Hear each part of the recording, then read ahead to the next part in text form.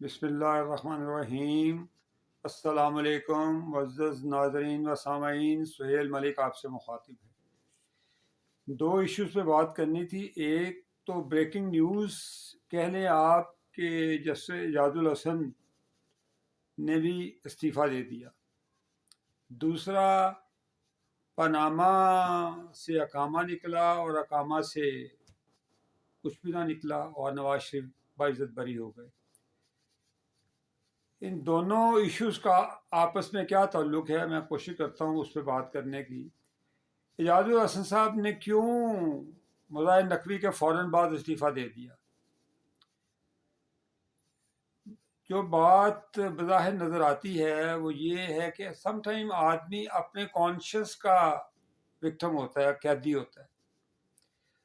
انہوں نے بڑے ظلم کیے پچھلے ادوار میں اور یہ مانیٹرنگ جج رہے۔ ہر متنازع فیصلے میں جس میں نواز شریف کو نقصان پہنچ سکتا تھا یہ اس بینچ میں بیٹھتے تھے، اور جج کو ذاتی رنجش نہیں، ذاتی خلفشار، ذاتی رنجش نہیں رکھنی چاہیے، لیکن انہوں نے نواز شریف کے ساتھ ذاتی رنجش رکھی ہوئی تھی۔ اور یہ کیونکہ ان کے نیبر تھے ماڈل ٹاؤن میں، اور آئی ڈونٹ نو کہ اس کی بیک گراؤنڈ کیا ہے، لیکن یہ نواز شریف فیملی کو بہت ناپسند کرتے تھے۔ انہوں نے جو اپنے اتنے متضاد فیصلے کیے ہیں، انسان ہے پھر یہ اب سپریم کورٹ کا ماحول بھی مختلف ہے۔ ایک بڑا پرائٹ چیف جسٹس ہے جس پہ کوئی انگلی نہیں اٹھا سکتا۔ انہوں نے جس پرومپٹلی اور ویری اسپیڈیلی انہوں نے پچھلے دنوں میں جو فیصلے کیے ہیں اور جس طریقے سے الیکشن کو پاسبل کیا ہے، یہ کریڈٹ گوز ٹو جسٹس فائز عیسیٰ۔ اب انہیں یہ خطرہ تھا کہ میں نے ماضی میں جو غلط فیصلے کیے ہیں، کہیں کل کو سپریم جوڈیشل کونسل میں میرے خلاف کوئی ریفرنس نہ آ جائے۔ تو he suppose to be possessed himself a very coward man, coward justice۔ یہ یعنی کہ جسٹ رائٹ ناؤ ابھی میڈیا پہ وہ خواجہ آصف کہہ رہے تھے کہ یہ انصاف کے وہ چور ہیں، یہ وہ ظالم ڈاکو ہیں انصاف، جنہوں نے انصاف کو بیچا ہے اور چوری کیا ہے۔ اب پاناما سے اقامہ اور اقامہ سے نواز شریف آج 5-6 سال کے بعد جا کے بری ہوتا ہے۔ یہ مانیٹرنگ جج رہے، انہیں کوئی خوف خدا نہ آیا کہ آیا سپریم کورٹ کا جج بھی مانیٹرنگ جج ہو سکتا ہے۔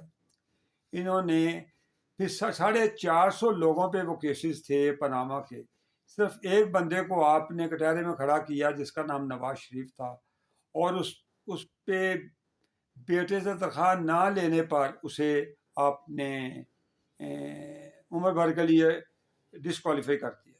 دس از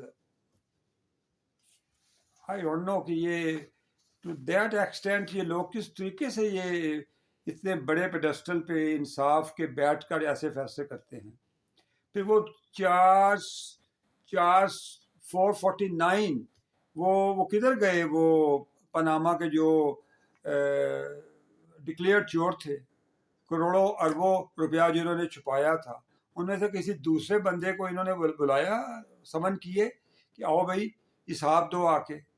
نہیں، کیونکہ وہ پلانڈ سارا، that was all game was planned against Nawaz Sharif, and he was the main player of that team under the supervision of Saqib Nisar, then Asif Saeed Khosa, then Bandial. اب آ کے فائز عیسیٰ آ گئے جو نیوٹرل جج ہیں، جو غیر سیاسی جج ہیں، اور انہیں نظر آ گیا کہ مظاہر علی نقوی کے اوپر تو بڑے واضح آڈیو لیکس اور دوسرے معاملات تھے، لیکن ان کے بھی ماضی کے فیصلے ایسے تھے پروبیبلی جس کا یہ بوجھ نہیں اٹھا سکتے تھے۔ انہوں نے مناسب یہی سمجھا کہ سیف ایگزٹ یہی ہے کہ میں مستعفی ہو جاؤں۔ فی الوقت اتنا ہی۔ اللہ آپ کو سلامت رکھے۔ خدا حافظ۔